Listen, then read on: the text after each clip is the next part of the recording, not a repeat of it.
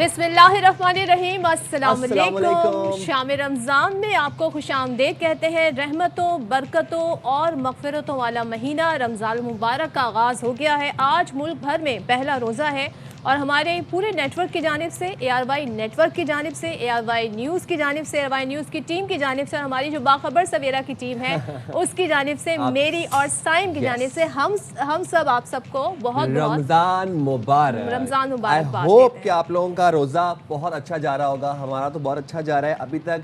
अच्छा, मेरे मुंह से एकदम से निकलने लगा था कि आई होप कि आपके दिन का आगाज़ बहुत खुशगवार हुआ होगा, but then I forgot and I remembered कि हम शाम रमज़ान में हम बाखबर सवेरा में नहीं हैं जनाब। सवेरा कहने वाली थी।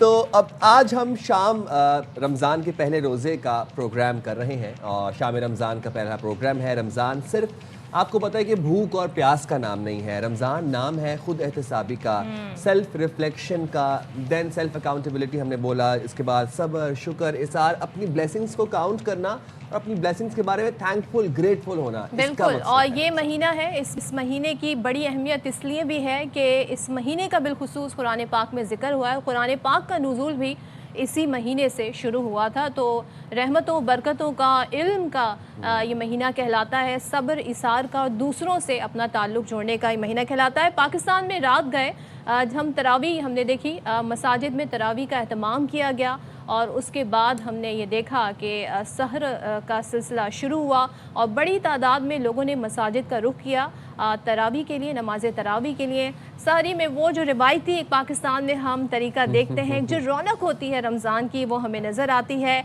सब लोग मिल बैठकर एक साथ सहर का एहतमाम भी करते हैं और अच्छी बात यह है इस बार के गैस मौजूद है, 3 बजे गैस आ जाती है बहरहाल। लेकिन ये है कि ये रहमतों का महीना शुरू हो गया है। दुआ गो है पाकिस्तान के लिए, हम सब के लिए अमन सलामती का महीना साबित हो। आमीन। सेकेंडली, मौसम बड़ा खुशगवार था जनाब। कल मैं सहरी के लिए बाहर निकला और मैं मौसम देख के I was surprised, I was very impressed by the मौसम एक्चुअली, कि मौसम क्या रंग दिखा रहा है। मौसम बाकायदा ये बता, ठंडी हवाएं चल रही थी कराची में, तो ठंडी हवाएं चलना दस्तूर है और मौसम बाकायदा ऐसे वाइब आ रही थी कि माह रमज़ान स्टार्ट हो गया है, पहली सहरी है, पहला रोज़ा आज होगा। एक मुझे एक स्पिरिचुअल सी वाइब होती है ना, पूरे शहर की वो वाइब थी। और सारे जितने अपनी फैमिलीज़ के हमरा मैंने देखा कि सहरी के लिए बाहर निकले हुए थे बच्चे। अच्छा, बहुत से बच्चे ऐसे भी हैं जिनका इस दफ़ा पहला रोज़ा है, वो बच्चे भी निकले हुए थे पहली सहरी करने के लिए। तो मतलब बाय एंड लार्ज एक बहुत अच्छी पॉजिटिव वाइब अभी है। तो ये आगाज़ है, अभी हम देखेंगे आहिस्ता आहिस्ता रौनक जो है उसमें मज़ीद इजाफा होगा इंशाल्लाह। सो माह सयाम का आगाज़ हो गया है। पाकिस्तान में आज पहला रोज़ा है, जबकि दीगर ममालिक सऊदी अरब, मिस्र और खलीजी ममालिक में दूसरा रोज़ा है। अमेरिका और यूरोप में भी हमने देखा कि आज वहाँ पर दूसरा रोज़ा रखा गया है। तो जनाब, किस तरीके से खुशामदीद कहा गया है दुनिया भर में रमज़ान के इस मुक़द्दस महीने को, आइए आपको दिखाते हैं।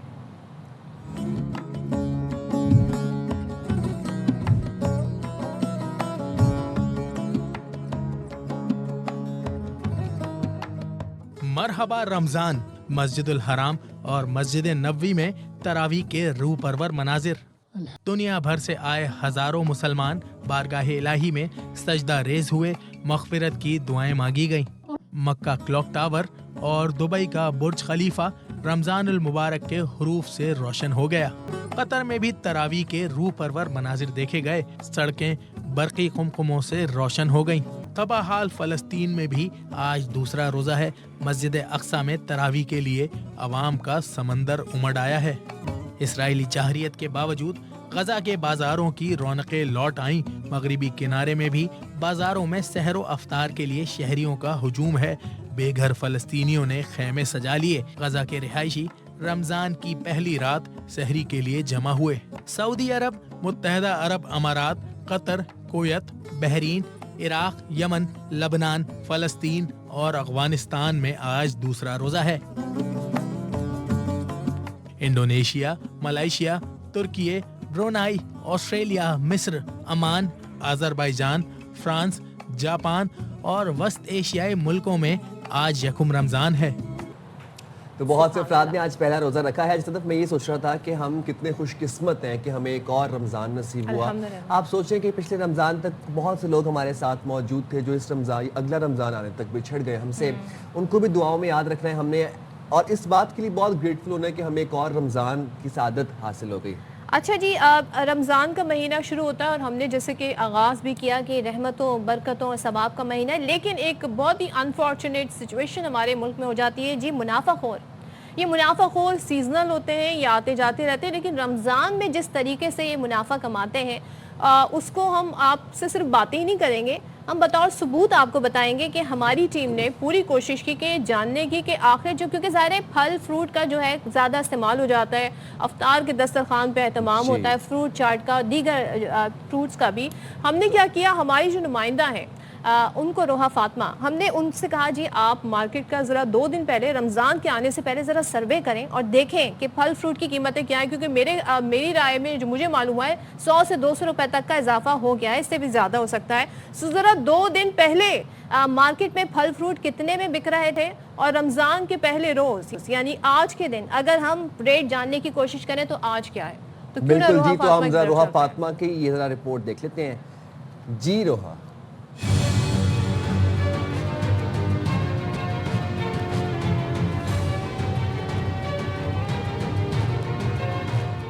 जी बिल्कुल, देखिए मैं इस वक्त मौजूद हूँ सदर बोहरी बाज़ार की फ्रूट मार्केट में, और चूँकि आज 16 फरवरी है, आज जो फलों का रेट है वो कीनू इस वक्त 400 रुपये दर्जन में फ़रोख्त किए जा रहे हैं मार्केट में। इसी के साथ साथ स्ट्रॉबेरी जो कि अभी की सौगात है, और स्ट्रॉबेरी जो है वो 600 रुपये किलो में फ़रोख्त हो रही है, 600 भी है और कहीं कहीं स्ट्रॉबेरी के रेट्स 1000 रुपये भी किलो में मार्केट में फ़रोख्त हो रही है। इसी के साथ साथ चीकू की बात करें तो चीकू जो है वो 150 रुपये किलो में है, जबकि सेब की बात करें तो सेब इस वक्त 400 रुपये किलो में बाज़ार में फ़रोख्त हो रहा है। मार्केट में जो रेट्स हैं फ्रूट्स के वो इस वक्त नॉर्मल चल रहे हैं, बेहतर हैं, लेकिन हम यही देखते हैं कि फ्रूट्स के जो रेट्स हैं वो रमज़ान के बाद क्या चलते हैं।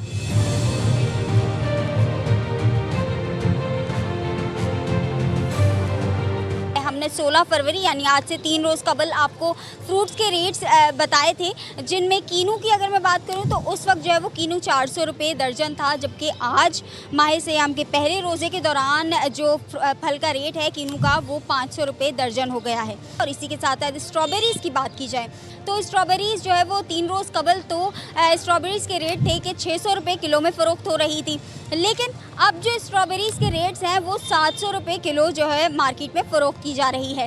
केला स्पेशली देखा गया कि केला जो 3 रोज़ कबल 150 रुपये दर्जन दिया जा रहा था, वो केला अब 300 रुपये दर्जन मार्केट में फ़रोख्त हो रहा है। तो आवाम से जब हमने बात की, उनकी जानिब से यही कहा गया कि जिस महीने में, जिस बाबरकत महीने में आवाम को रिलीफ मिलना चाहिए, उसी महीने में हर फल की कीमतें जो है वो आसमान को छू जाती हैं। लिहाजा जो मुताल्लिका महकमे हैं वो इन पर कुछ कंट्रोल करें, चेक एंड बैलेंस रखें, क्योंकि आवाम को रिलीफ देने वाले महीने में आवाम को ही सज़ा मिल जाती है। जी। अब आप अंदाज़ा लगाएं कि देखें, हमने पहले अपनी नुमाइंदा को भेजा 2 दिन पहले ताकि अंदाज़ा लगाया जाए कि मार्केट में फल फ्रूट किस कीमत पर मिल रहे हैं। तो पहले ही ऑलरेडी महंगाई है, लेकिन उसके बावजूद रमज़ान के महीने में पहले रोज़े में आप देख रहे हैं 100 से 200 रुपए का इजाफा हो गया है, और इस वक्त तो फल भी बड़े डिफरेंट मिल रहे हैं, क्योंकि रिवायती तौर पर जो फ्रूट चाट में यूज़ होते हैं हम देखते हैं, ज़ाहिर सीज़न डिफरेंट है, फ़ैब के महीने में रमज़ान आया तो इस वक्त डिफरेंट हम देख रहे हैं। दुनिया भर में सस्ते हो जाते हैं। अभी हम लंदन में देखते हैं 12 पाउंड की चीज़ 6 पाउंड की मिल रही है। भारत समेत दुनिया भर में मुस्लिम ममालिक के अंदर भी जहाँ पर मुस्लिम कम्युनिटीज़ हैं, आप एक बात देखें कि शैतान तो बंद हो गया है, शैतान तो कैद हो गया है, लेकिन मुनाफाखोर खुल गए हैं और मन मानी कीमतों के ऊपर अशिया खुरोनोश और फ्रूट्स, जबकि पता है कि फ्रूट्स जो है वो रमज़ान में एक बेसिक जुज़ है और अशिया खुरोनोश है। अभी ये फ्रूट से सिलसिला शुरू हुआ है सदफ, आप देखिएगा चीनी क्या, दूध क्या, ये सब मुनाफाखोरी जो है इसके ऊपर चलेगी। चलें जी, तो हमारे नुमाइंदगान हमारे साथ मौजूद है, उनकी तरफ चलते हैं। हम डिफरेंट शहरों से भी राय जानने की कोशिश करते हैं। लाहौर से उल्फत मुगल हमारे साथ है, मंजूर अहमद हमारे साथ है क्वेटा से, और हमारे साथ मौजूद है मुल्तान से मिर्ज़ा अहमद। सबसे पहले उल्फत से ज़रा पूछते हैं कि शहर लाहौर में क्या सिचुएशन है, क्या वहाँ पर भी रमज़ान की आमद के साथ ही मुनाफाखोर सरगर्म हो गए, उन्होंने कीमतें बढ़ा दी हैं? तो उल्फत ज़रा हमें बताइएगा लाहौर में क्या रेट है, पहले के रेट क्या थे, अब क्या रेट है? जी सदफ, बहुत शुक्रिया सबसे पहले आपको और आपके नाजरीन को रमज़ानुल मुबारक की आमद बहुत मुबारक। आज पहला रोज़ा है और उसी शान शौकत के साथ लोग पहली अफ्तारी की तैयारी भी कर रहे हैं। लाहौर भी बाकी दीगर शहरों की तरह उन्हीं के रंग में रंगा हुआ है और हर चीज़ रमज़ानुल मुबारक की आमद के साथ ही महंगी हो गई है। सबसे ज़्यादा जिस चीज़ की कीमतों को पर लगे हैं वो खरबूजा है, जो पहले 3500 4000 की पेटी बिक रही थी, आज तकरीबन 6 साढ़े 6 हज़ार रुपये की पेटी बिक रही है। इसी तरह सेब, जो अच्छा नंबर 1 सेब है, उसकी कीमतों में भी बहुत ज़्यादा इजाफा हुआ और तकरीबन ये मंडी के रेट है सदफ, जो मैं आपको बता रहा हूँ, ये लाहौर की सबसे बड़ी फ्रूट मंडी के रेट है। अगर आप दुकानों पे जाएंगे तो इसको तकरीबन डबल नहीं तो इससे थोड़ा सा और कम करके ज़ाहिर है दुकानदार ने अपना मार्जिन रखना होता है। सेब जो है वो तकरीबन 700 रुपये किलो, अच्छा सेब जो नंबर 1 क्वालिटी का है वो 700 रुपये किलो मिल रहा है। जो अच्छा केला है वो तकरीबन 350 रुपये दर्जन मिल रहा है। जो किन्नू है उसकी तकरीबन वो भी 350 400 से 450 रुपये तक बिक रहा है। अमरूद है, जितनी मुख्तलिफ जो फ्रूट है तमाम की कीमतों में तकरीबन इजाफा हो गया है। यहाँ पर हमने एज ए ख़रीदार भी विज़िट किया है और एक सहाफ़ी के तौर पर हमने मालूमात भी लिए हैं। जो जहाँ पर दुकानदार हैं उनका कहना है कि असल जो प्रॉब्लम होती है वो आड़ती है। आड़ती जब किसान अपनी चीज़ लेकर मंडी पहुंचता है तो आड़ती उससे पूरे का पूरा ट्रक खरीद लेता है, फिर उसके बाद आड़ती अपनी मर्ज़ी से चीज़ें बेचता है। आड़ती का कहना है कि नहीं, मेरे पास जब वो आते हैं तो मैं तो अपने चार्जेस लेता हूँ, किसान अपनी चीज़ खुद बेचता है।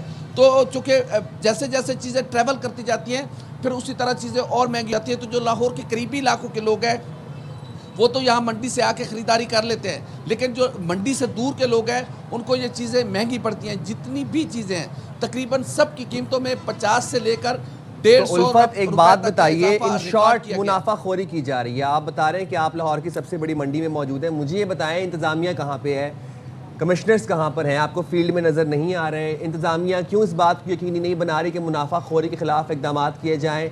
आज पहला रोज़ा है, आवाम का इस चीज़ से कोई लेना देना नहीं है कि आड़ती महंगा ट्रक खरीद रहा है, आड़ती पूरा पूरा ट्रक खरीद रहा है। इंतज़ामिया क्या कर रही है? जी साहब, अभी से कुछ देर पहले यहाँ पर डीसी लाहौर ने विज़िट किया है इस फ्रूट और सब्ज़ी मंडी का।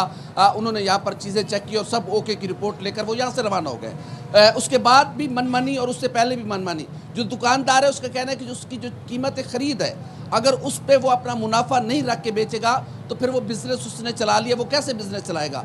असल एक मैकेनिज़्म बनाना पड़ेगा, किसान को उसका हक मिले, फिर जब ये चीज़ ख़रीदार तक पहुँचे तो उसका पूरा एक मैकेनिज़्म होना चाहिए। यहाँ पर डीसी साहब जो है वो आज उन्होंने विज़िट किया, बाकी पूरा रमज़ान वो अपने दफ्तर में बैठकर वो रेट लगा देंगे, फिर दुकानदारों को पाबंद करेंगे। वो रेट ऐसे होंगे कि दुकानदार को वो सूट नहीं करते होंगे और जो डीसी साहब देते होंगे वो रेट उनकी अपनी मर्जी के होंगे। तो इसलिए मैकेनिज्म नहीं है, मैकेनिज्म नहीं है। लेकिन ये बात है कि रमज़ान का महीना हर साल आता है और हर साल ही हमें पता होता है कि मुनाफाखोर सरगर्म हो जाते हैं। तो पहले से ही इसके लिए होमवर्क किया जाना चाहिए था, पहले से ही एक्शन में आ जाना चाहिए था। कमिश्नर, डिप्टी कमिश्नर को मुल्तान चलते हैं, मिर्ज़ा अहमद अली हमारे साथ हैं, उनसे बात करते हैं। मिर्ज़ा अहमद अली, आपने अहवाल तो सुन लिया होगा कि कराची में क्या रेट्स बढ़ गए हैं और लाहौर में क्या है, जबकि ये वो महीना है जब हम सोचते हैं, कोशिश करते हैं, बरकतें समेटें, दुनिया भर में प्राइस कम हो जाते हैं। मुल्तान में क्या सूरत हाल है?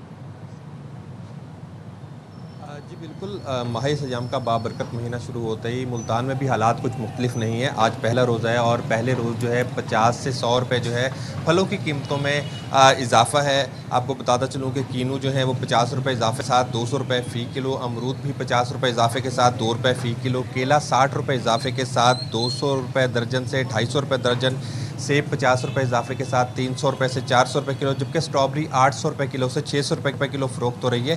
बेर जो है वो 250 रुपये से 200 रुपये किलो फ़रोख्त हो रहे हैं, जबकि चीकू 100 रुपये इजाफे के साथ 400 रुपये फ़रोख्त हो रहे हैं। अनार की बात करें तो अनार क्योंकि मकामी नहीं होता यहाँ पे, इसलिए वो 800 रुपये फ़ी किलो से 1000 रुपये फ़ी किलो तक फ़रोख्त हो रहा है, जबकि पपीता 50 रुपये इजाफे के साथ 400 रुपये फ़ी किलो फ़रोख्त हो रहा है। खजूर जो है बहुत ज़्यादा इस्तेमाल बढ़ जाता है रमज़ान मुबारक में। खजूर के नर्ख में 200 रुपये कमी के बाद जो है 600 रुपये फ़ी किलो मार्केट में फ़रोख्त की जा रही है। खरबूजा 400 रुपये फ़ी किलो फ़रोख्त हो रहा है। नाशपाती 600 से 800 रुपये फ़ी किलो फ़रोख्त की जा रही है, जबकि कीवी की बात करें तो 1000 से 1200 रुपये फ़ी किलो फ़रोख्त हो रही है। इसी तरह अंगूर भी 1000 से 1200 रुपये तक फ़रोख्त हो रहा है। आपको बता दूँ कि मुख्तलिफ इलाकों में जो है प्राइस कंट्रोल कमेटियों को भी एक्टिव कर दिया गया है। ज़िला इंतज़ामिया के मुताबिक गुज़िश्ता 2 रोज़ में 6 ग्राम फ़रोशों को गिरफ़्तार किया गया है, जबकि कमिश्नर मुल्तान और ज़िला इंतज़ामिया के मुताबिक जो है ग्राम फ़रोशी को किसी सूरत बर्दाश्त नहीं किया जाएगा और डेली के सतह पर जो है वो रिपोर्ट तलब की गई है प्राइस कंट्रोल मजिस्ट्रेट से कि वो डेली जो है कार्रवाई करेंगे और हर मार्केट जो है वो चेक की जाएगी। रमज़ान मुबारक के साथ ही फलों की कीमतों में इजाफा देखने में आ रहा है। जी। फलों की कीमतों में इजाफा देखने आ रहा है और मुल्तान में भी यही सूरत हाल देख रहे हैं। 100, 50 तो खैर नहीं, 100, 150, 200 फलों में। साईं मुझे एक बात बताएं, उन्होंने कहा अनार जो है वो मकामी नहीं है, तो वो 800 का था पहले, अब 1000 का हो गया। लेकिन जो मकामी फल है, क्योंकि अब तो ट्रेड अफगानिस्तान से नहीं हो रही, तो मुझे ये बताएं उनकी कीमतें इतनी जो बढ़ गई हैं। कीनो हो गया, केला हो गया, चीकू हो गया, ये तो हमारे मकामी और चीजें हैं, ये मकामी इंसानियत फल है। मतलब ये देखें, रमजान का महीना आपके ईमान का इम्तिहान है। ये इम्तिहान दे रहे हैं आप अपने ईमान का, ये इम्तिहान दे रहे हैं। और ये इम्तिहान से सिर्फ अवाम का नहीं है, ये डीसीस का भी, इंतजामिया का भी है, गवर्नमेंट का भी है।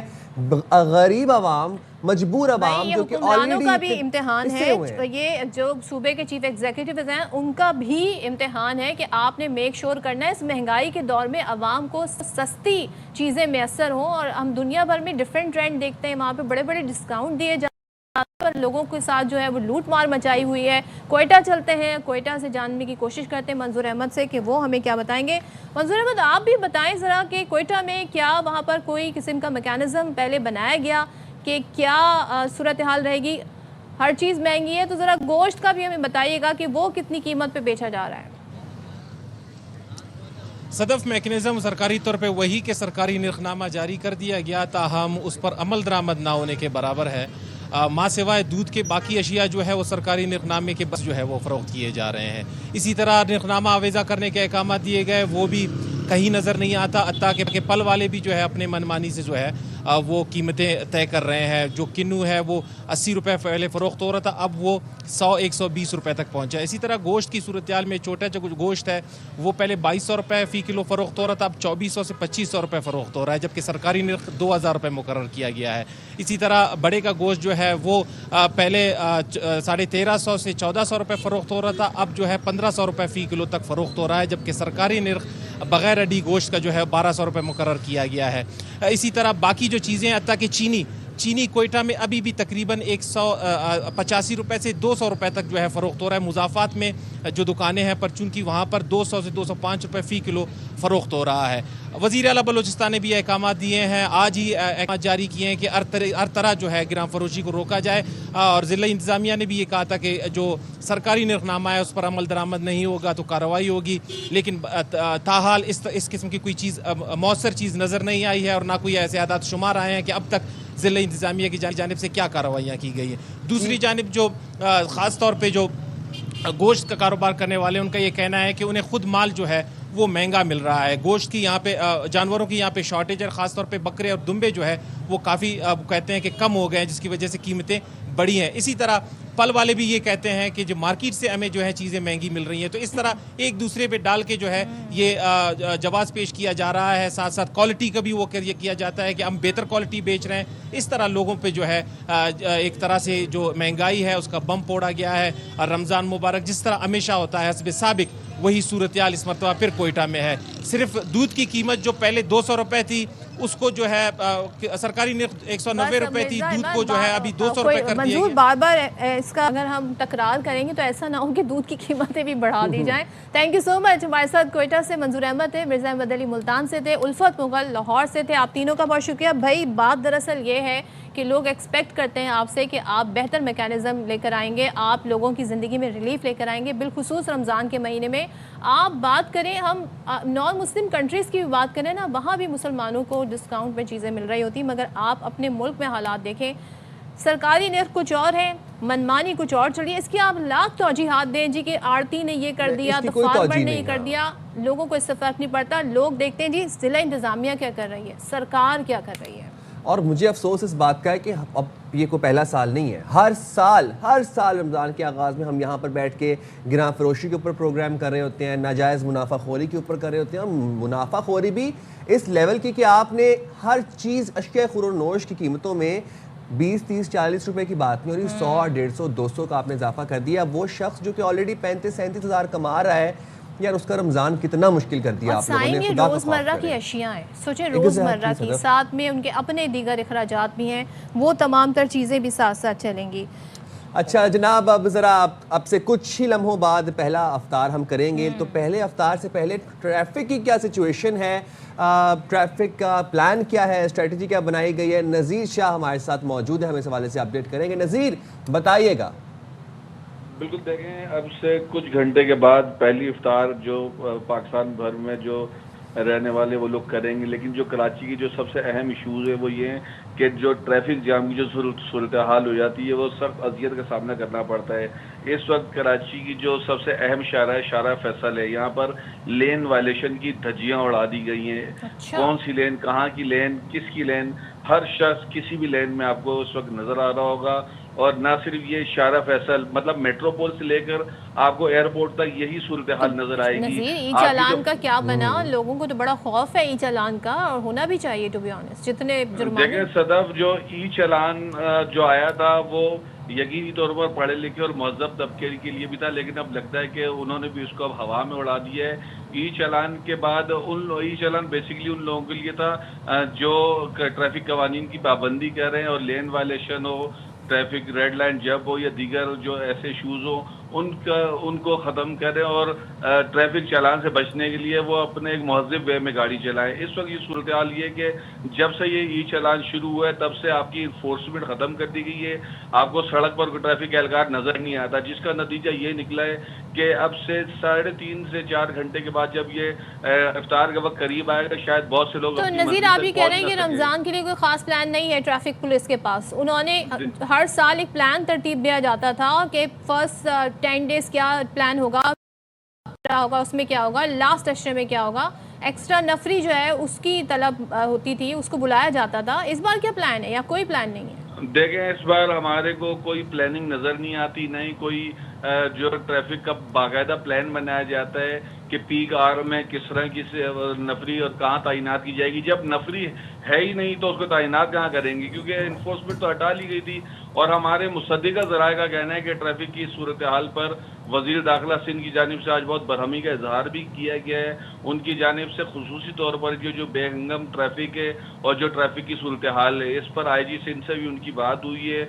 और जो इस वक्त यकीनी तौर पर जैसे आज पहला रोज़ा है और ट्रैफिक का जो दबाव है वो हर रोज़ा जैसे जैसे ख़त्म हो जाता है, क्योंकि कई जगह 6 रोज़ा तरावी होती है, कई जगह 10 रोज़ा होती है, फिर मार्केट्स खुलना शुरू हो जाती हैं।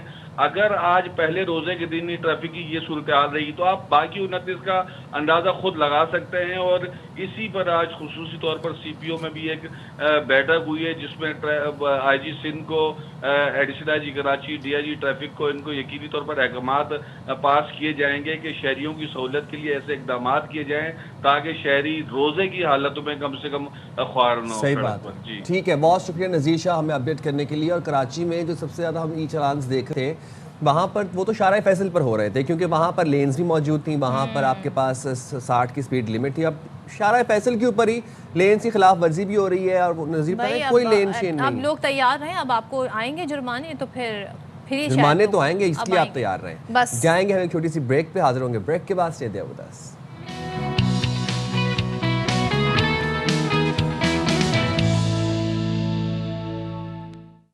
Welcome back once again. हाँ जी, तो मैच की बात करें, मैच की बात करनी बड़ा वर्ल्ड कप जारी है। तो वैसे पाकिस्तान ने पहले से बता दें हम आपको तो पता ही है, हमने नामीबिया से मैच जीत लिया है और अच्छे मार्जिन से जीत लिया है। That was expected from our team. बाकी जी आपके सामने एक्सपेक्टेड तो था ही, बट दुआएं भी साथ बहुत ज्यादा थी और वो दुआओं के भरोसे मुझे लगता है हमने बहुत अच्छा परफॉर्म कर लिया। पाकिस्तान ने पहले बैटिंग करते हुए 199 रन बनाए। जनाब साहिबजादा फरहान ने शानदार बैटिंग की और सेंचुरी स्कोर की। फरहान ने 4 छक्के और 11 चौकों की मदद से 100 रन स्कोर किए जनाब। और सलमान अली आगा ने 38 और शादाब खान ने 36 रन बनाए।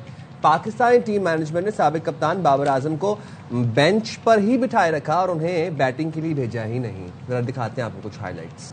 अच्छा जी, चलें अब जरा फरहान ने जबरदस्त सेंचुरी स्कोर की, लेकिन जरा नामीबिया का भी जिक्र कर लेते हैं। वो भी इस T20 वर्ल्ड कप में खेलने आए हैं और लेकिन हुआ ये कि जी हमारे बॉलर्स के सामने उनके बैटर्स नहीं टिक सके और पूरी टीम 97 रन पर ही ढेर हो गई और 9 बल्लेबाज डबल फिगर में भी दाखिल नहीं हो सके। उस्मान तारिक की बात कर लेते हैं, उनका बड़ा चर्चा है, इंडिया के मैच से पहले भी था। उन्होंने जनाब 16 रन देकर 4 विकेटें ली। शादाब खान ने 19 रन देकर 3 विकेटें ली और सलमान मिर्जा ने उनके हिस्से में 1 विकेट आई। साथ मोहम्मद नवाज के हिस्से में भी 1 विकेट आई। अच्छा जी, अब वर्ल्ड कप के दूसरे मरहले में सुपर 8 के लिए तमाम 8 टीमें फाइनल हो चुकी हैं। ग्रुप ए से पाकिस्तान और भारत होगा, ग्रुप बी से श्रीलंका और जिम्बाब्वे, ग्रुप सी से वेस्ट इंडीज और इंग्लैंड, जबकि ग्रुप डी से जनूबी अफ्रीका और न्यूजीलैंड को ने क्वालिफाई किया है। सुपर 8 का पहला मैच हफ्ते को पाकिस्तान और न्यूजीलैंड के दरमियान खेला जाएगा। कौमी टीम 24 फरवरी को इंग्लैंड और 28 फरवरी को श्रीलंका के खिलाफ मैच खेलेगी। अच्छा जी, अब जरा हम अपने खिलाड़ियों की बात कर लेते हैं। तो भारत के खिलाफ शानदार बॉलिंग, पाकिस्तान के साइम अयूब एक मरतबा फिर T20 के नंबर 1 ऑलराउंडर बन गए। उन्होंने जिम्बाब्वे के कप्तान सिकंदर रजा से पहली पोजीशन छीनी और जो अब दूसरे नंबर पर हैं भारत के हार्दिक पांड्या का तीसरा नंबर है। इसी तरीके से मोहम्मद नवाज पाकिस्तान के दूसरे ऑलराउंडर हैं जो 7वें नंबर पर हैं। तो साइम ने जी बड़ी जबरदस्त परफॉर्मेंस दी। हमारे साथ जो स्टूडियोज में गेस्ट हैं किसी तारुफ के मोहताज नहीं है और ARY की जो क्रिकेट से जुड़ी ट्रांसमिशन है उसका हिस्सा भी है। हमारे साथ मौजूद हैं बासित अली खान साहब। Thank you so much Basit साहब, पाकिस्तान के मायनाज टेस्ट क्रिकेटर रहे हैं। और हमारे साथ जी विकेट कीपर बैट्समैन पाकिस्तान के रहे Kamran Akbar. Thank you so much आप दोनों का बहुत शुक्रिया। बासित साहब पहले तो आप ये बताएं आपने गैस क्यों बोला?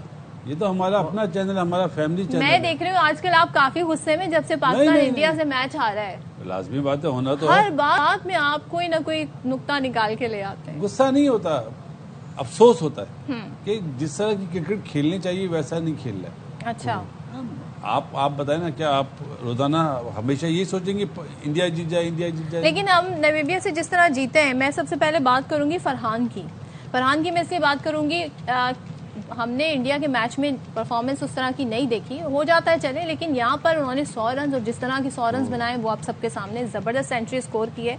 क्या ये प्रेशर का नतीजा था? क्योंकि इस मैच से पहले नाम आ रहा था कि वो भी वन ऑफ द प्लेयर्स जो ड्रॉप हो सकते हैं। ये बस शोशा छोड़ा था मैनेजमेंट की तरफ से कि साहबजादा फरहान नहीं खेल रहा और बाबर आजम ओपनिंग करेगा, ऐसी कोई बात थी नहीं। और बड़ी बात है कि उससे पहले मैं सेंचुरी की बात नहीं कर रहा, सेंचुरी से पहले 120 रन हाईएस्ट रन गेटर जो था वो साहबजादा ही था, तो वो ड्रॉप नहीं होता था।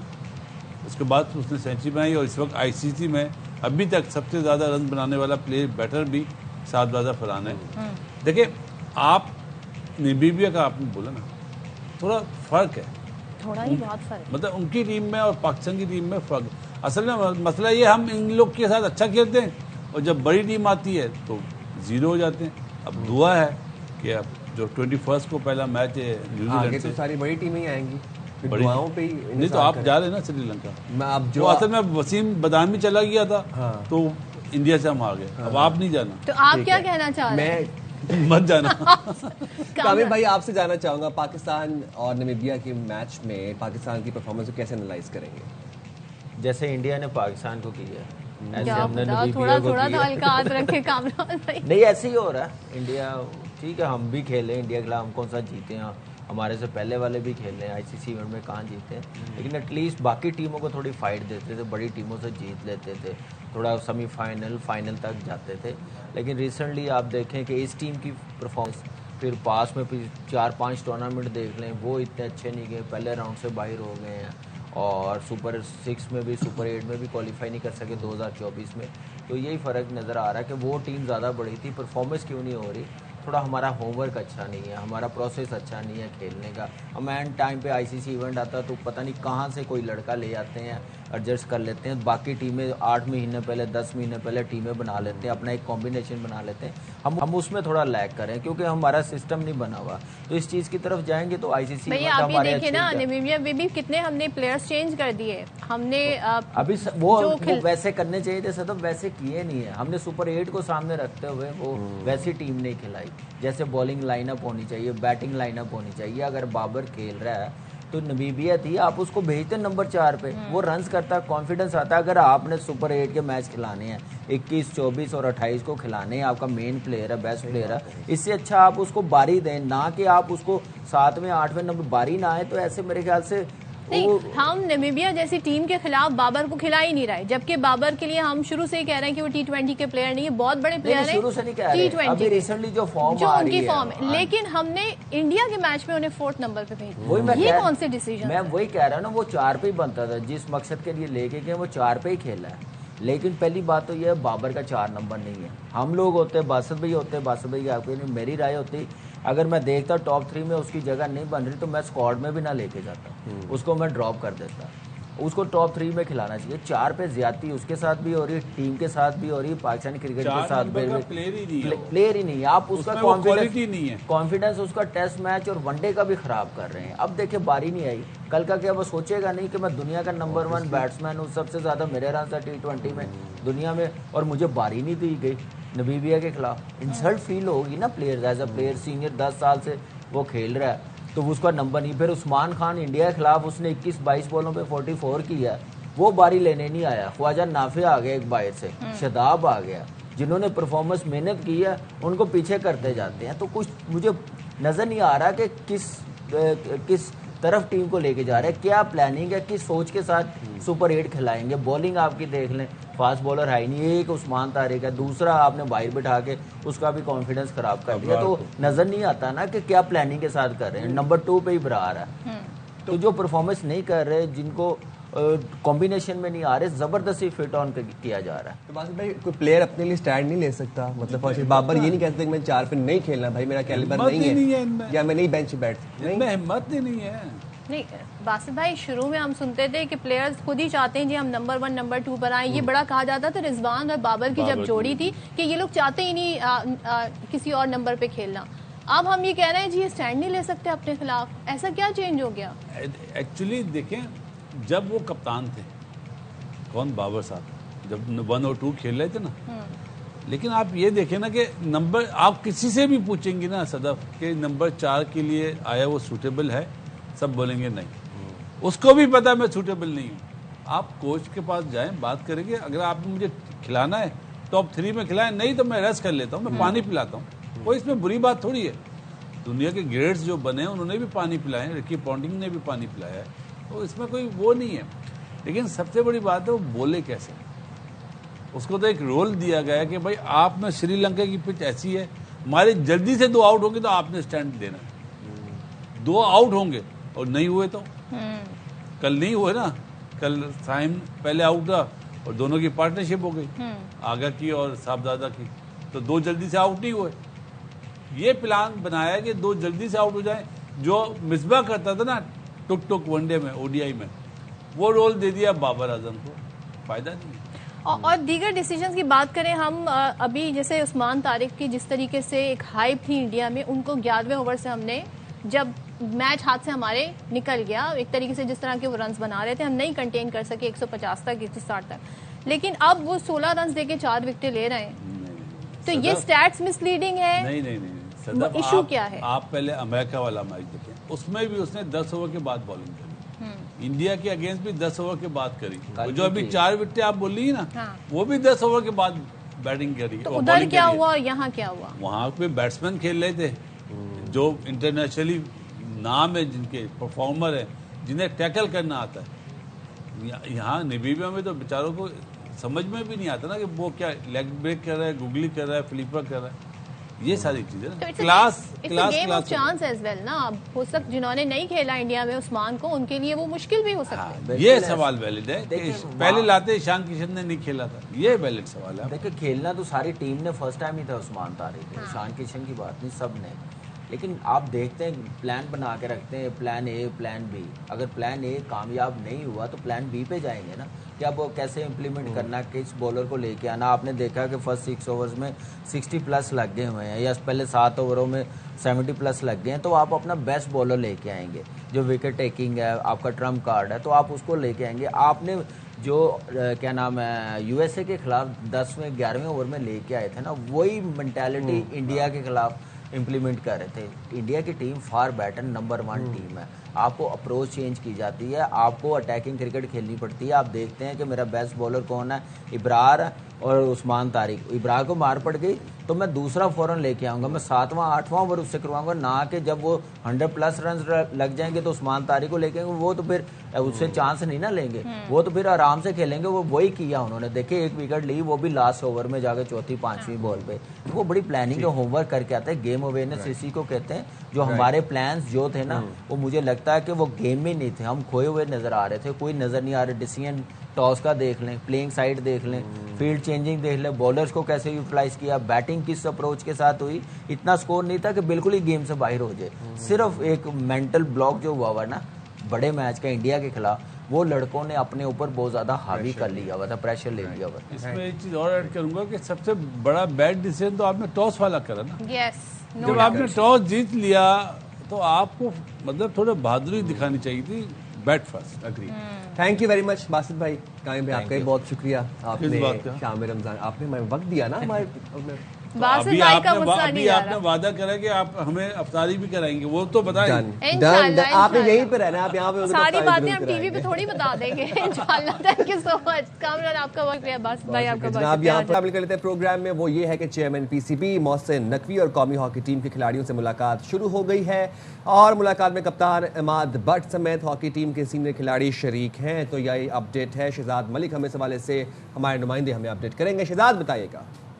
जी हाँ, कौमी हॉकी टीम के प्रो लीग में ऑस्ट्रेलिया जाने के जो मसाइल जो सामने आ रहे थे, उसके ऊपर कुछ दिन से जो है वो मामला चल रहे हैं। कल जो गुज़िश्ता रोज टीम मैनेजमेंट में भी प्रेस कॉन्फ्रेंस की और आज सदर तारिक बुगटी ने, जो पीएचएफ के सदर हैं, उन्होंने भी प्रेस कॉन्फ्रेंस की और अमाज कीलबर्ट जो कप्तान हैं उनके ऊपर 2 साल की पाबंदी लगा दी और उसके बाद उन्होंने अपने ओहदे से इस्तीफा भी वज़ीर आज़म को भिजवाया है।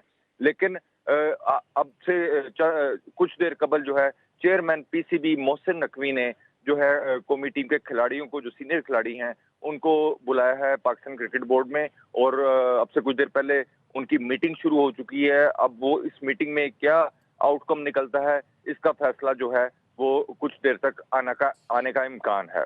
जी अच्छा, ये सुना है शहजाद के जो कप्तान ने, इमाद ने जो बात उठाई थी, मामला रेस किया था, अब उन पर 2 साल की पाबंदी लगा दी, ना वो इंटरनेशनल क्रिकेट खेलेंगे ना डोमेस्टिक, उस पर कोई बात हुई है?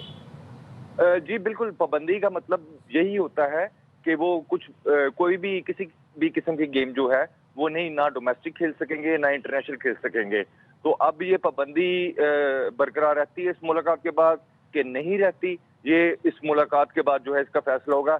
शायद ये भी कहा जाता है क्योंकि वज़ीर-ए-आज़म मुल्क से बाहर हैं, तो शायद मोहसिन नकवी को ये जिम्मेदारी सौंपी गई हो कि वो इस मामले का जो है वो आउटकम निकाले। बहुत शुक्रिया अपडेट करने के लिए। और उनके साथ गलत हुआ था और इस बात पे अगर अपने हुकूक के लिए आवाज़ उठाने के लिए, अपने साथ जो नाइंसाफ़ी, नाजायज़ रवैया, नारवा सलूक हुआ है, उसके ऊपर आवाज़ उठाने के लिए अगर उन पर पाबंदी लगाई जा रही है तो ये तो इससे बड़ी ज़्यादती क्या ही हो सकती है। देखिए, बड़ी ज़रूरी मैं समझती हूँ ये मुलाकात हो गई थी और ड्यू थी, क्योंकि जिस तरीके से हमारे हॉकी प्लेयर्स के साथ हो रहा है, मुल्क की बदनामी भी हो रही है। जिस तरीके से वो मुल्क, ज़ाहिर है आपके प्लेयर्स आपके एम्बेसडर होते हैं मुल्क के, तो ठीक हुआ है। लेट्स सी कि इस मीटिंग का क्या नतीजा। जनाब, यहाँ पर एक अपडेट शामिल कर लेते हैं। बानी पीटीआई की आंख की सूरत हाल पर शौकत खानम के सीएमओ डॉक्टर आसिम यूसुफ ने 3 माहिर अमराज रेटिना के नाम दिए हैं और डॉक्टर आसिम यूसुफ के दिए गए नामों में से किसी डॉक्टर को इजाज़त नहीं मिली। ख्वाजा नसीर हम इस हवाले से अपडेट करेंगे। ख्वाजा नसीर बताइएगा। बिल्कुल, पाकिस्तान तहरीक इंसाफ के इंतहाई जिम्मेदार तरीन जराये के मुताबिक शौकत खानम अस्पताल के सीएमओ आसिम यूसुफ की जानिब से बानी तहरीक इंसाफ की आंख के मामले पर इलाज के लिए 3 सीनियर माहिरीन ने, जो माहिरीन है उनके नाम दिया गया थे। इन माहिरीन में डॉक्टर आसिम यूसुफ, जिन नामों को डॉक्टर प्रोफेसर आसिम यूसुफ की जानिब से दिया गया था, उनमें से किसी भी शख्स को, किसी भी डॉक्टर को इजाज़त नहीं दी गई। डॉक्टर आसिम यूसुफ ने ये नाम जिम्मेदार तरीन जराये के मुताबिक पीटीआई के जनरल सेक्रेटरी सलमान अकरम राजा को भिजवाए थे, जिनमें अशफा इंटरनेशनल के डॉक्टर आमिर अवान और मेजर जनरल रिटायर मजहर इसाक शामिल थे। इसके अलावा आर्म फोर्सेस इंस्टीट्यूट ऑफ एथियोलॉजी के सरबराह मेजर जनरल वकार मजहर का नाम भी शामिल था। इन नामों की इजाज़त न मिलने के बाद अब तक की सूरत के मुताबिक बानी पीटीआई को पहला जो इंजेक्शन है, आंख का इंजेक्शन 25 जनवरी को दिया गया था और उनका दूसरी आंख का इंजेक्शन लगने का जो मुकम्मल तारीख है वो 25 फरवरी सामने आ रही है। इस वक्त तक की सूरत क्लियर नहीं है कि जो शौकत खानम की जानिब से नाम, जिन सीनियर आई स्पेशलिस्ट के नाम भिजवाए गए, रेटिना के जो मर्ज के माहिरीन है, क्या उन्हें 25 फरवरी को यहाँ बानी तहरीक इंसाफ के उस वक्त जब ये आंख में इंजेक्शन लगेगा, जो उससे पहले जो उनकी ऑब्जर्वेशन होगी कि उन्हें इजाज़त मिलती है या नहीं मिलती। जी बहुत शुक्रिया ख्वाजा नसीर अपडेट करने के लिए। अच्छा जी, अब जो कराची में वाक़या पेश आया उसका जिक्र कर लेते हैं। और देखें, जब गैस नहीं आए, गैस की लोड शेडिंग हो, तो फिर लोग मजबूर हो जाते हैं गैस सिलेंडर ख़रीदने पर। और फिर जिस तरीके से हम खुलेआम बाज़ारों में, मार्केट्स में देख रहे होते हैं, नाकिस मटीरियल के जो गैस सिलेंडर बेचे जा रहे होते हैं। कराची का इलाका है सोल्जर बाज़ार, यहाँ पर रिहायशी इमारत में गैस लीकेज से धमाका हुआ और 2 बच्चों समेत, ख़वातीन समेत 16 अफराद जान से चले गए, जबकि 13 अफराद ज़ख्मी हुए जिन्हें तिब्बी इमदाद फराहम की जा रही है। और incharge bomb disposal squad east का कहना है कि घर का जो किचन था उसमें गैस की जो फिटिंग थी वो नाकिस थी, यानी कि उस वजह से गैस लीकेज थी और गैस की सप्लाई के लिए जगह जगह प्लास्टिक के पाइप इस्तेमाल किए गए, जबकि इमारत में गैस खींचने वाली मशीन भी इस्तेमाल की जा रही है। अच्छा जी, गुज़िश्ता रात अचानक गैस की तेज़ सप्लाई हुई और मुमकिना तौर पर गैस की जो चाबी थी वो खुली रहने या फिर शॉर्ट सर्किट या फिर माचिस चलाने से धमाका हुआ, ऐसा बताया जा रहा है हमें बम डिस्पोजल या जो तमाम तर तहकीकात हुई उनकी जानिब से भी। तो क्या कहना था, आपको ज़रा सुनवाते हैं। हमने विजिट किया है घर के अंदर का, किचन के अंदर एक तो सारे जो है ना पाइपों से कनेक्शन जा रहे हैं, प्लास्टिक की पाइपों से जगह जगह पे जोड़ लगे हुए हैं और अभी भी गैस लीक हो रही है और मोटरें लगी हुई हैं गैस खींचने वाली। अभी पता ये चला कि काफ़ी दिनों से गैस आ नहीं रही थी और कल अचानक गैस आई है और उसका प्रेशर भी काफ़ी था और ये कहीं पाइप वगैरह लीक थे जिसकी वजह से जो है ना शहरी के टाइम पे उठे होंगे। दूसरा तारें जितनी भी बिजली की वायरिंग सारी नाकिस हालत में है और उससे शॉर्ट सर्किट भी हो सकता है और शॉर्ट सर्किट यानी कि गैस भरी हुई थी और वो लाइट आई होगी उससे भी हो सकता है और या शहरी के लिए चूल्हा वगैरह जलाया होगा तो उसमें ये ब्लास्ट हुआ है। ये तो भैया आप लोग एहतियात करें, ज़रा इस चीज़ का ख्याल रखें। अच्छा जी, हमारा जो रमज़ान में जो ट्रांसमिशन होती है शाम रमज़ान, इसमें हम आपके लिए एक रेसिपी ज़रूर लेकर आते हैं जो क्विकली बन जाए। वो रेसिपी आज क्या है, आइए देखते हैं। तरह मिक्स करेंगे। अब शीश टोक को डिश आउट करेंगे। देखने में तो बहुत मजे के शीश टोक लग रहे हैं। तो हम जाते हैं जरा शीश टोक पे हाथ साफ करते हैं। अभी नहीं, रोजे के बाद। अभी नहीं, हाँ हम जाएंगे छोटी सी ब्रेक पे, हाजिर होंगे ब्रेक के बाद। Stay there with us.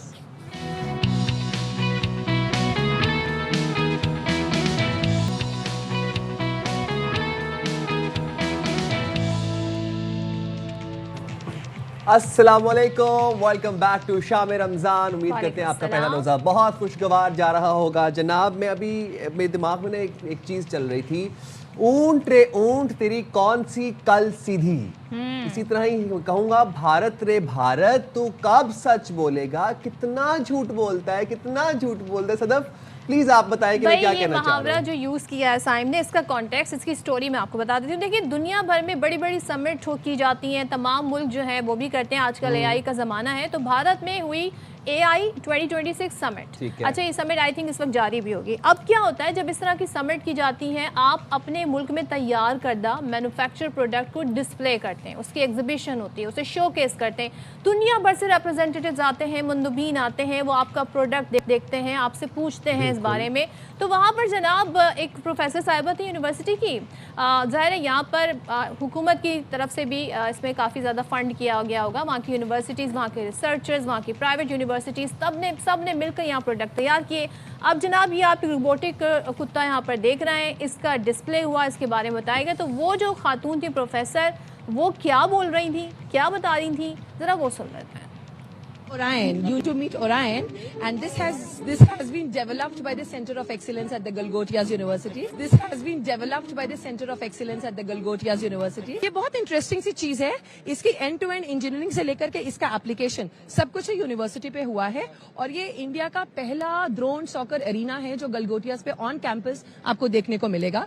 Oh my God, एक होता है झूठ बोलना, एक होता है कॉन्फिडेंस के साथ झूठ बोलना, जो कि भारतीय और ख़ास तौर पर गोदी मीडिया तो करते ही करते हैं। लेकिन आप गलगोटिया यूनिवर्सिटी के प्रोफेसर्स भी कॉन्फिडेंस, अच्छा वो ऐसे कॉन्फिडेंस आप बता रही है ना कि इसमें ये फीचर्स हैं, ये स्पेक्स हैं। इसका नाम है ओरायन या ब्रायन इसका नाम है और ये गलगोटिया यूनिवर्सिटी के सेंटर ऑफ एक्सीलेंस में हमने मैन्युफैक्चर किया। जबकि अब ज़ाहिर है ज़माना है टेक्नोलॉजी का, आप स्कैन करके ये तक पता लगा लेते हैं ये प्रोडक्ट कहाँ बना, कहाँ तैयार हुआ, कहाँ इसकी कंपनी से है।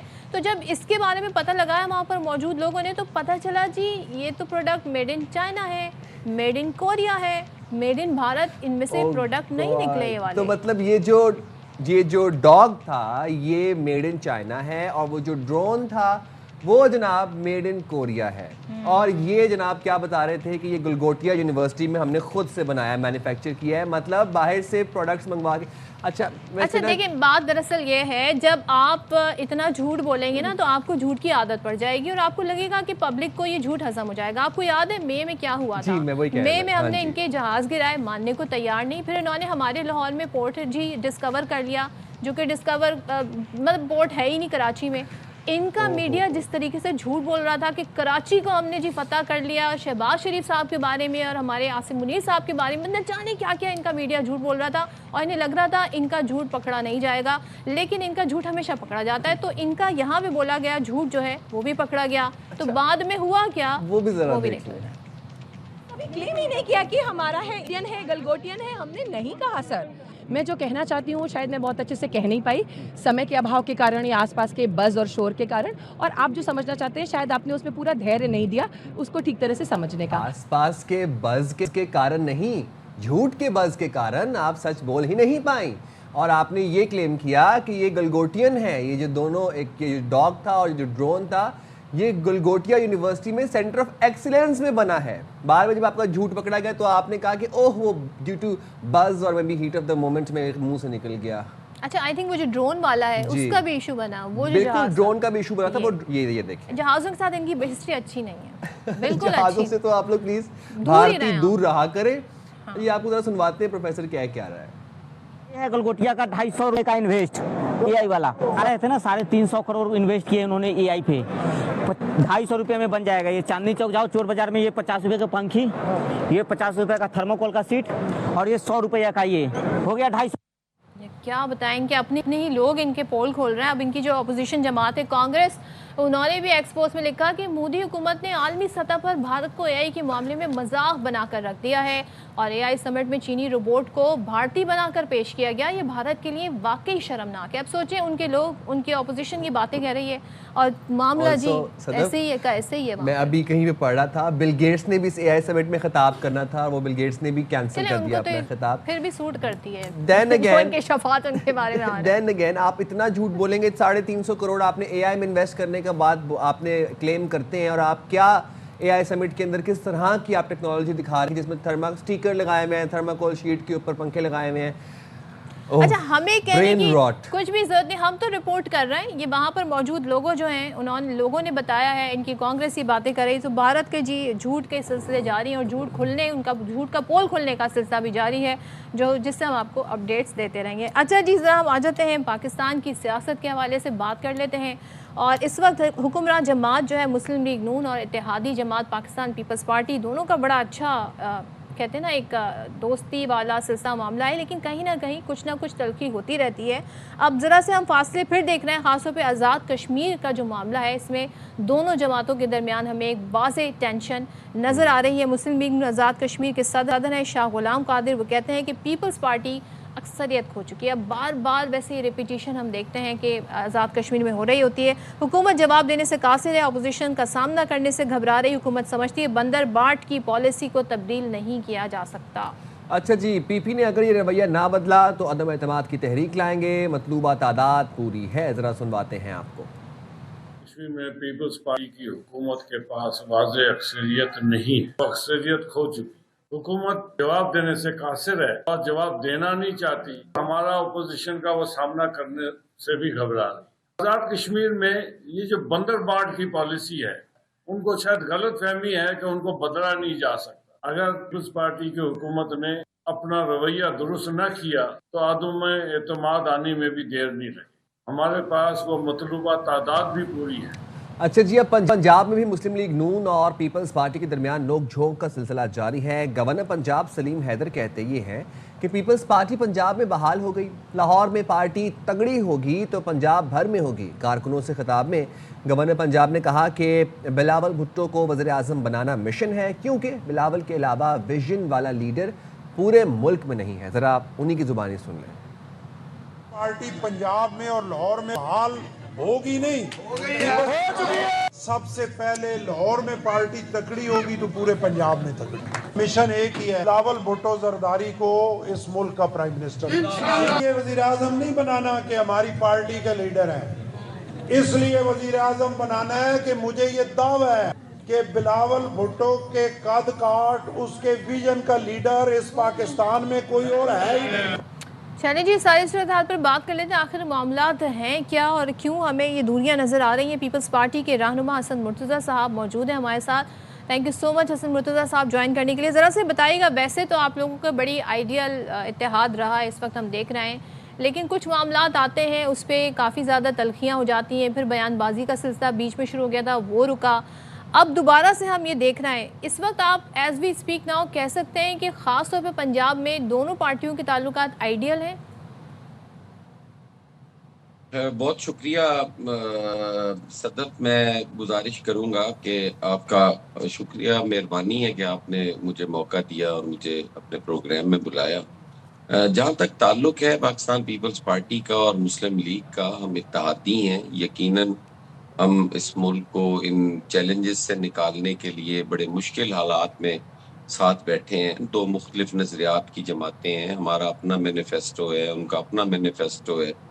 उन्होंने अपने प्रोग्राम एजेंडे के मुताबिक चलना है। हम कोशिश करते हैं कि जो हमारी एक अवामी राय है उसको वो मलूज़ खातिर रखें और अपने फैसले करते हुए हमें ऑन बोर्ड ले। तो कोई ऐसा इख्तलाफ भी नहीं है, लेकिन चूँकि दो मुख्तलिफ नज़रियात की जमातें हैं तो यकीनन थोड़ा बहुत जो है वो फ़र्क भी महसूस होता है। और पंजाब के अंदर आज उनकी हुकूमत भी है, सारा कुछ है, फ्लड्स आए, हमने जो चीज़ें ठीक थी उसकी तारीफ भी की, जो चीज़ें ठीक नहीं थी उनको ठीक करने के मशवरे भी दिए। अगर उनको मुस्बत अंदाज में लिया जाए तो मेरे ख्याल है बेहतरी आ सकती थी। अच्छा। और अगर उसको एक इत्तेहादी की तनकीद समझ के नज़रअंदाज कर दिया जाए या उस पर कमेंट कर दिया जाए तो यकीनन हम नेगेटिव साइड पे जाएंगे।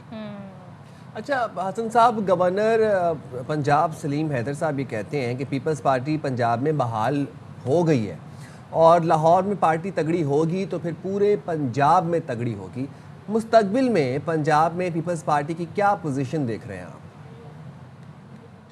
देखिए, पाकिस्तान पीपल्स पार्टी पंजाब की एक वक्त में मजबूत तरीन सियासी जमात थी और वो अकेली सबसे ज़्यादा सीटें लेती रही है, लाहौर के अंदर भी और दीगर बाकी पंजाब के अंदर भी।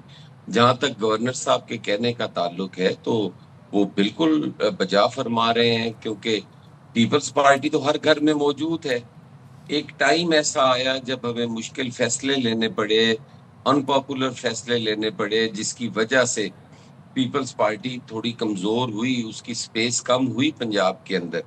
लेकिन पीपल्स पार्टी ख़त्म नहीं हुई। आपके नज़रियात जो हैं वो ख़त्म नहीं हो सकते, वो कमज़ोर पड़ सकते हैं। वक्ती सियासत और वक्ती हालात के मुताबिक वो पीछे तो जा सकते हैं लेकिन ख़त्म नहीं हो सकते। आज फिर लोग जब देख रहे हैं कि मुल्क की जो अहम ज़रूरत है वो पाकिस्तान पीपल्स पार्टी और उसकी क़ियादत है, और कोई आदमी इस वक्त ऐसा नहीं है जो इस मुल्क को इन बहरानों से निकाल सके, तो पाकिस्तान पीपल्स पार्टी की रिवाइवल स्टार्ट हो गई।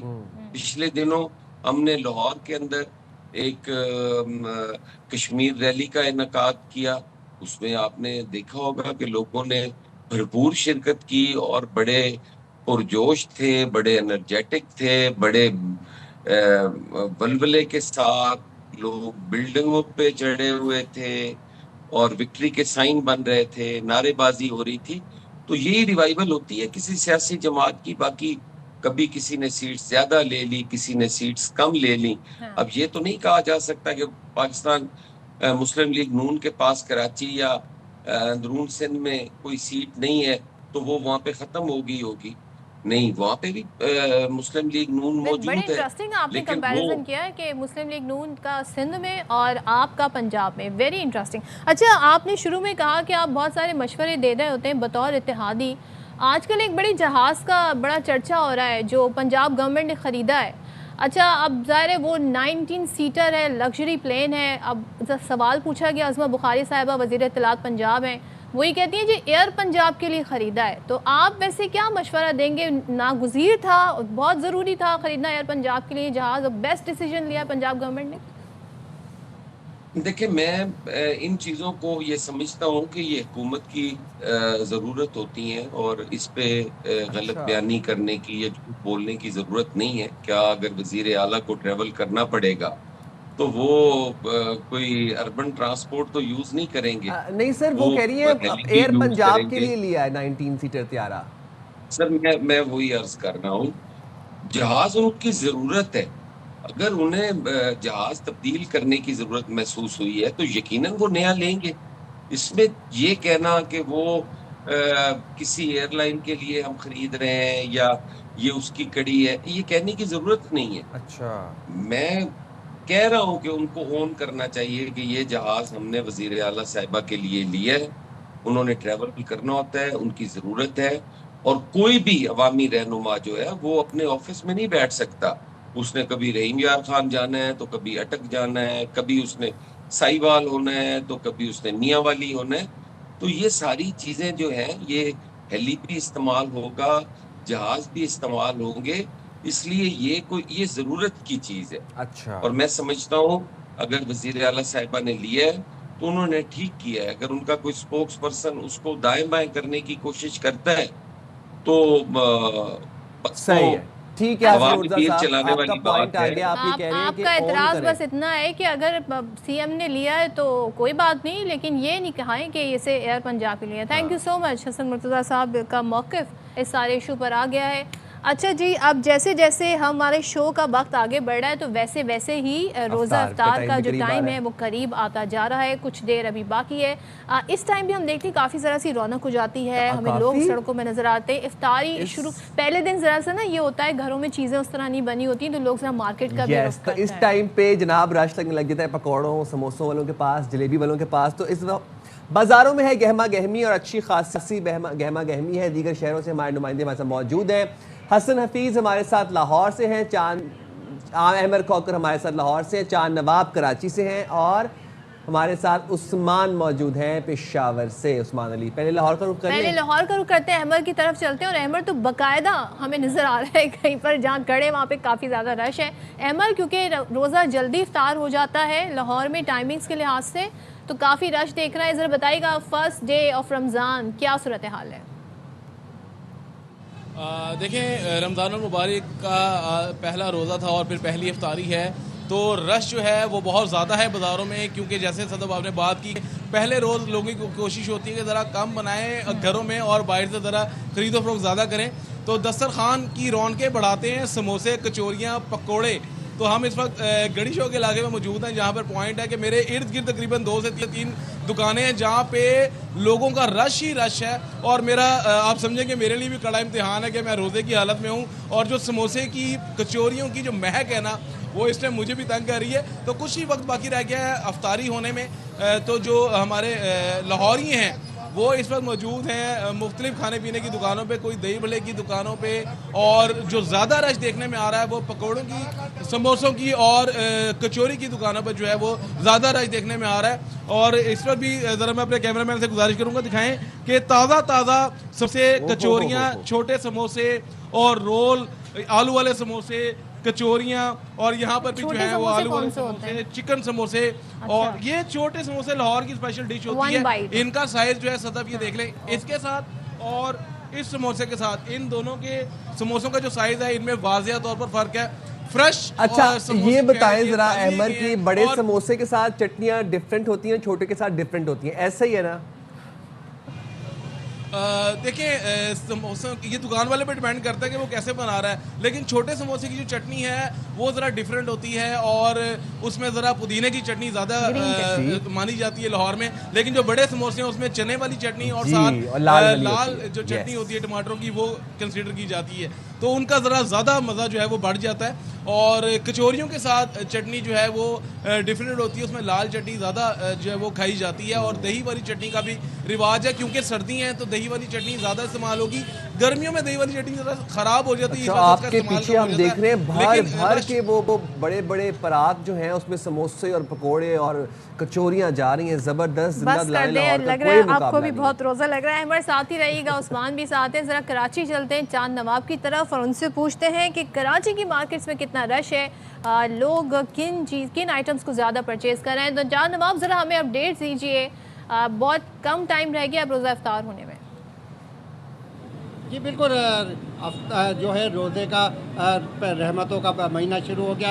आज पहला रोज़ा है। कराची के बंस रोड पे रोज़दारों की ख्वाहिश है कि वो चटे खाने पकवान ख़रीदें। यहाँ पे समोसे, पकोड़े, आलू के समोसे, कीमे के पकोड़े हैं, बेसन के पकोड़े हैं, अरबी रोल है और कचौरी हैं, मेमनी जो है, मालपुरा है, इसी तरह लाहौरी चरगा है और यहाँ पर जो है लौंग छड़े जो है बनाए जाते हैं, चटपटे होते हैं और हर किसी रोज़दार की ख्वाहिश होती है कि उसके दस्तरखान पे चटपटे पकवान होने चाहिए। मीठे की बात की जाए तो मेरे मुंह से भी पानी आ रहा है। बस मेरे अकब में जो है देसी घी की जलेबी तैयार की जा रही है जो बंसोट की ख़ास सौगात है। और क्योंकि रोज़दार पहले दिन जो है ख़वातीन घरों में जो है तैयार नहीं करती हैं, अफ्तारी होती है, तमाम अपने जो दफातर से घर जाते हैं, कहते हैं कि बंसोट के चटपटे खाने पकवान लेके आए और रोज़े का मज़ा ही जब तक चटपटे खाने ना हो मज़ा दोबारा नहीं होता। इसलिए बंसोट पर रश देखा जा सकता है, इतना रश है और मेरे मुंह में भी पानी आ रहा है कि मैं रोज़े के लिए हम मजीद आपका इम्तिहान नहीं लेंगे, आपके मुँह में बहुत पानी आ रहा है। अच्छा, बंस रोड पे रश बहुत ज़्यादा देखने को नज़र आ रहा है, इसी तरह इस तमाम फूड स्ट्रीट पे कराची में रश होगा। हम ज़रा चलते हैं पेशावर और पेशावर में जान लेते हैं कि वहाँ पर भी ज़्यादातर फ्राइड आइटम्स पसंद की जाती हैं या फिर वहाँ पर किस आइटम का ज़्यादा रुझान है। उस्मान बताइएगा। तो सर्दी भी ठीक ठाक। हाँ जी जी उस्मान। जी बिल्कुल, पेशावर में भी आज पहली इफ्तारी है और उसके लिए पेशावर के शहरी जो है वो भी आज बाज़ारों का रुख किए हुए हैं। इस वक्त हम पेशावर का जो फूड स्ट्रीट के सदर बाज़ार में उसी में मौजूद है और बड़ी तादाद में शहरी जो है वो यहाँ पर आए हैं और वो भी पेशावर के जो शहरी है वो भी चटपटे खानों के जो है दिलदादा है। और इस वक्त जो इस मार्केट फूड स्ट्रीट है तो यहाँ पर पकौड़ों की, समोसे और जो दही बल्ले के जो स्टॉल है तो उस पर ज़्यादा रश जो है वो हमें नज़र आ रहा है। यहाँ पर शहरी जो है वो मुख्तलिफ जो चटनियाँ हैं उसमें भी ज़्यादा जो है उस पर भी रश है, लेकिन जो ज़्यादा रश है तो वो समोसे, पकौड़े और दही बल्लू की दुकानों पर है। पेशावर का जो फूड स्ट्रीट है तो इसकी यह खासियत है कि यहाँ पर आपको हर जो अनवा अक़साम जो खाने हैं तो यहाँ पर आपको मैसर होते हैं रमज़ान में। तो इस वजह से जो पेशावर के शहरी है तो वो भी इसी जो फूड स्ट्रीट के इसका रुख करते हैं और यहाँ से अपने जो दस्तरखान है रमज़ान का जो इफ्तारी का तो उसको खूबसूरत बनाने के लिए और उसको भरपूर बनाने के लिए इस मार्केट से जो है ख़रीदारी करते हैं। तो इस वक्त बड़ी तादाद में शहरी जो है वो इफ्तारी का जो सामान है उसकी ख़रीदारी में मसरूफ़ है। ठीक है, बहुत शुक्रिया उस्मान आपका, चांद नवाब का, अहमद आपका। हम तीनों का इम्तिहान हम नहीं लेंगे क्योंकि आप लोगों ने कुछ भी खरीदते हुए घर भी जाना है और रोज़ा भी लग रहा है। थैंक यू सो मच, आप तीनों का बहुत शुक्रिया। और जनाब बात दरअसल ये है कि साथ साथ आप लोगों ने दूसरों का भी ख्याल रखना है। इस इफ्तार में दूसरों को भी आप जब रोज़ा खुलवाएंगे उसका सवाब भी बहुत है। और रमज़ान जी रोज़ा रखने का महीना फीस्टिंग का महीना नहीं, थोड़ा हाथ हौला भी रखना, फास्टिंग का। यस, वेरी नाइस, वैसे it was very good one. तो लोगों का भी ख्याल रखना है आपने, जो आपके इर्द गिर्द ज़रूरतमंद लोग हैं उनका प्लीज़, उनको अगर आप अफ्तार करवा सकते हैं अफ्तार करवाएं, अगर आप राशन दिलवा सकते हैं राशन और ईद की शॉपिंग करवा सकते हैं तो बहुत अच्छा हो जाएगा। हम जाएंगे छोटी सी ब्रेक पे, हाजिर होंगे ब्रेक के बाद। Stay there with us.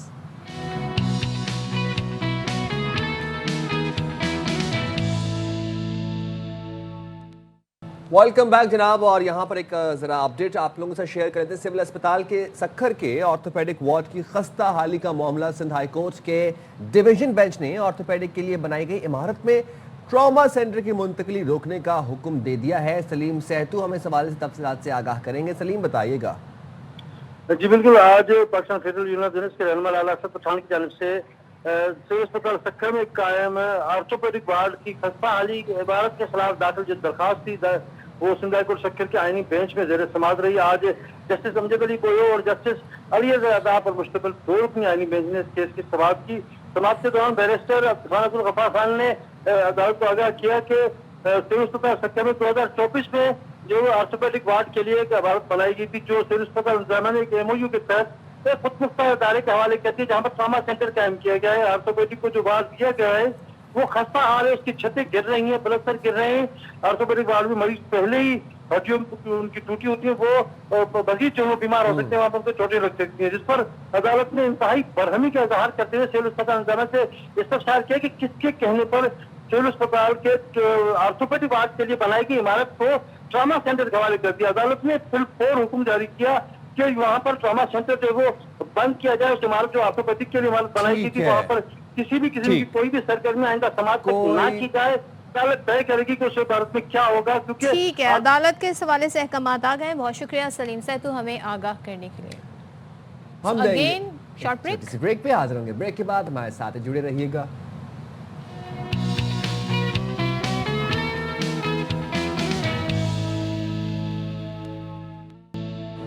Welcome back जनाब। अब आपको लिए चलते हैं बराह रास्त लाहौर, जहां पर वज़ीर आला पंजाब मरीम नवाज को रमज़ान सहूलत बाजार में इंतजामात पर ब्रीफिंग दी जा रही है। एक साल के कलील अरसा में 3,36,000 हो सक्सेसफुली डिवाइडेड और जिसकी कीमत कितनी बनती है 339 मिलियन।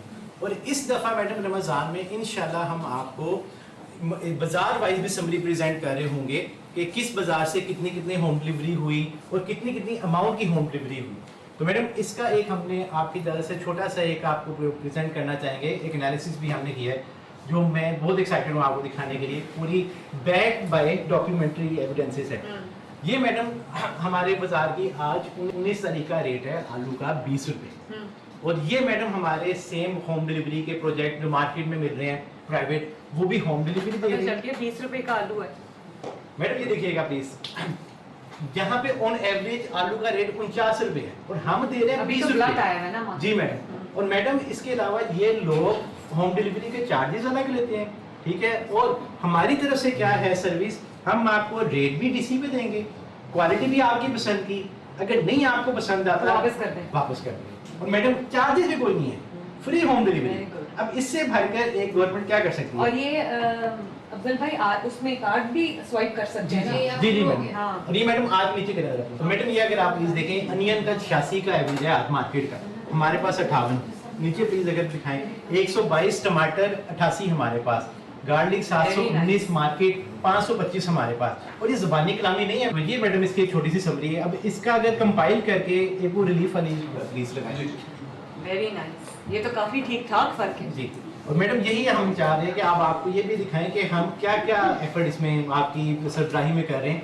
अब ये मैडम, अब जैसे फर्ज करें आलू 50,000 किलो एक सेल हुआ है आज, उसको हम पूरे साल में मल्टीप्लाई किया तो अगर अवाम की जेब से, अगर ओपन मार्केट से लेती अवाम 456 मिलियन रुपए को जेब से खर्चने पड़ते हैं। हमसे उन्होंने लिया 338 मिलियन का खर्चा, यानी कि हमने उनकी जेब में एक तरह के 118 मिलियन वापस दिए, यानी कि 118 मिलियन का विदाउट एनी सब्सिडी मैडम यहाँ पे वर्किंग चल रही है। और ये मैडम मार्केट है। और ये मैडम ये हमारे डीसी रेट का कंपैरिजन है। ऑन एवरेज अगर हम मिनिमाइज करके बहुत लिमिटेड के खुदा ना हासा ओवर कोट ना कर दें, हम 35% का रिलीफ अवाम तक पहुंचा रहे हैं as compared to market madam, और 7% as compared to madam DC rate. तो ये मैडम एक छोटा सा आपको प्रेजेंट करने से अच्छा मैडम, सीएम आपसे बात करना चाहेंगे। अस्सलाम वालेकुम। क्या हाल है आपका बेटा? अल्लाह का शुक्र। मैं आपको देख रही हूँ, आपको सामने मुझे स्क्रीन पे लाइव नजर आ रहे हो। तो क्या खरीदा आपने?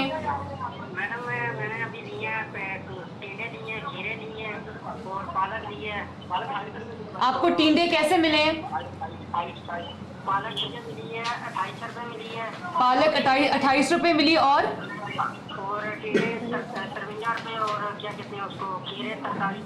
अच्छा, और बाहर से कितना फर्क है रमजान बाजार का? रमजान बाजार में फर्क तो है, काफी फर्क है। ये है कि रमजान बाजार में चीज साफ सुथरी मिल जाती है। हाँ। और इतना नहीं है, जो नहीं है आराम से बंदा इजीली खरीदारी कर सकता है। और इर्द गिर्द का माहौल कैसा है? देखिए साफ सुथरा मुझे नजर आ रहा है स्क्रीन पे। मैडम बहुत अच्छा है यहाँ पे, माशाल्लाह सफाई वगैरह भी हुई है काफी। यहाँ पे आए हैं ना तो हमें बहुत एक अच्छा फील हुआ है। अच्छा, वेरी नाइस। अच्छा मुझे ये बताओ कि और क्या क्या खरीदना है? मैडम अभी ये करियाने वाली साइड से कुछ चीजें लेनी है और कोई क्रॉकरी की देखनी है। अच्छा, लिस्ट किसने बना के दी है? लिस्ट अभी ये बना रहे हैं, सिर्फ अभी खड़े अभी तो ये नहीं, आपकी अम्मी ने लिस्ट बना के दी है, किसने बना के दी है? नहीं, घर से घर वालों ने बताया कि लिस्ट बना के घर वालों ने दी, अम्मी ने दी। अच्छा, अम्मी ने दी है। और आपने कुछ बताया कि आज इफ्तारी में क्या बनेगा? इफ्तारी में अब जाएंगे तो बना तो रहे हैं अपनी मर्जी की आज। अल्लाह ताला आपको खुश रखे। Thank you very much. बस मैंने यही पूछना था कि सही प्राइसेस पे सब्जियां और वो फ्रूट वगैरह मिल रहे हैं ना? नहीं माशाल्लाह बहुत अच्छा यहाँ पूरे जो सिस्टम है ना बहुत अच्छा है, रेट भी मुनासिब है, चीज भी साफ सुथरी। और वो सामने मुझे नजर आ रहा है रेट लिस्ट लगी हुई है पूरी। रेट लिस्टें सारी लगी हैं, उसके अलावा जो है ना यहाँ पे सफाई वगैरह का भी माहौल ठीक है माशाल्लाह। और इतना वो नहीं है, झूम होते ना तो कस्टमर के लिए खरीदारी करना मुश्किल होता है। अच्छा, ये बताओ कि ये प्याज कितने रुपए किलो मिल रहे हैं यहाँ पे? प्याज का मैडम रेट कुछ सर प्याज किस तरह दे रहे हैं? 58 है। अच्छा, 58 है। चलो बहुत, ये तो बड़ी अच्छी बात है। जब मैं हुकूमत में आई थी तो 300 रुपए किलो था प्याज। इसी तरह है, अब तो काफी फर्क है, 22 से भी अभी जो है ना काफी फर्क है। अच्छा चलो, शुक्र है। जीते रहो, खुश रहो बेटा, खुदा हाफिज। बहुत शुक्रिया। वज़ीर आला पंजाब आला पंजाब मरियम नवाज को रमज़ान सहूलत बाजार कंट्रोल रूम में इंतजामात के हवाले से ब्रीफिंग दी जा रही थी और उनको रेट्स के हवाले से ब्रीफिंग दी जा रही थी। तो वज़ीर आला पंजाब मरियम नवाज इस वक्त कंट्रोल रूम में मौजूद थी, जहां पर उनको रमज़ान सहूलत बाजार के हवाले से इंतजामात के हवाले से ब्रीफिंग दी जा रही थी। ब्रेक लेते हैं, ब्रेक के बाद वापस आते हैं।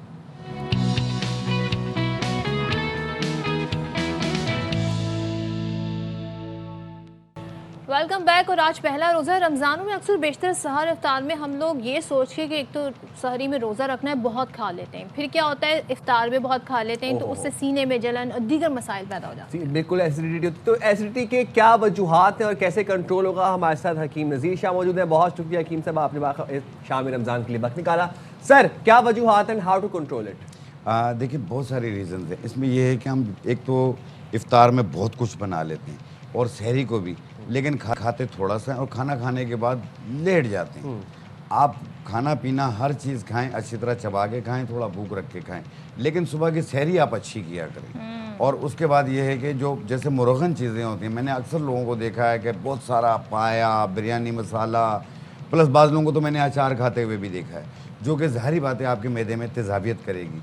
तो जो मुरगन ग़िज़ाएँ आप खाते हैं तो उसको ठीक करने के लिए आपने लेना है सूखे लीमू 50 ग्राम, अनारदाना 50 ग्राम, पुदीना देसी 50 ग्राम, सौंफ 50 ग्राम मिला के पाउडर बनाएं।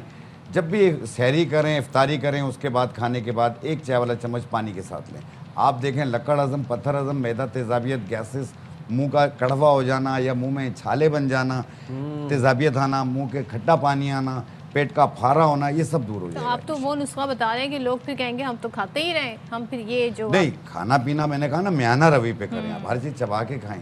और देखें बाज़ लोगों को ब्लड प्रेशर रहने लग जाता है और एकदम सर में दर्द हो जाता है, इफ्तारी करते हैं ना सर में दर्द शुरू हो जाता है। आपका कोई दवा मौजूद नहीं है, आपके घर में देसी लहसुन मौजूद है, 2 जवे लहसुन के कुचल के रोटी में लपेट के खा लें। रोटी में इसलिए लपेटें कि तेज़ाबियत ना करें, आप खा लें। आप देखना 10 मिनट में आपके सर दर्द में आराम आ जाए। सहरी इफ्तार कैसे करनी चाहिए? सहरी इफ्तार में देखें, इफ्तार जो है वो थोड़ा सा नॉर्मल करना चाहिए और हर चीज़ खाएं। आप फ्रूट भी खाएं, चना चाट भी थोड़ा सा खाएं, 1 आध 2 पकोड़े खा लें, 1 आध समोसा खा लें, बस। फिर उसके बाद आप जाएं नमाज़ पढ़ने, नमाज़ पढ़ के वापस आएँ, प्रॉपर अपना खाना खाएं, आप रोटी सालन खाएं आप, और खाना खा के और एक 40-50 कदम चल लें, आपका मसला हल हो गया।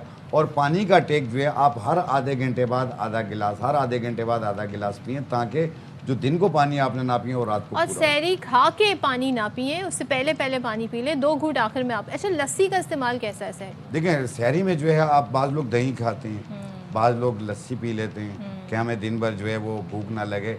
हमारे यहाँ पे सब चाय पी जाती है, जैसे ही खाना पीना एंड हो जाता है तो एंड में सब चाय पी लेते हैं।